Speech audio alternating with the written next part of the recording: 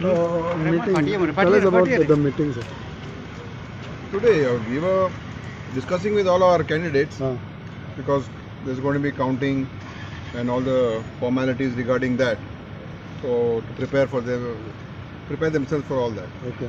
So, and also just taking the feedback of what happened in their elections, in their constituencies, and what is the response. So we had a good response, a good discussion. The Congress seems to be upbeat with the way the response that you all are getting. See, that is the feel not only for what we are getting from our own sources, but from various other sources that Congress has done well.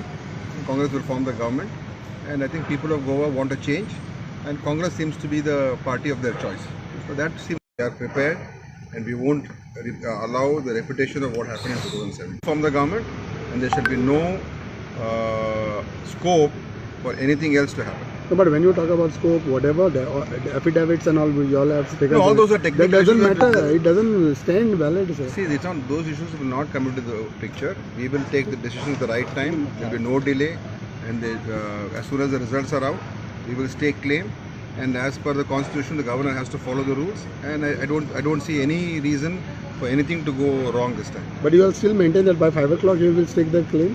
As soon as the entire results are out, we will have a CLP meeting. Within a few minutes, we will elect a CLP leader and we will go and stake the claim. If everything is right, then why some of your leaders went to Delhi, sir? Delhi is where our central office AICC is. So they were called? So no, people can go to Delhi and come. It's not like some other country, no. Delhi is where AICC headquarters is.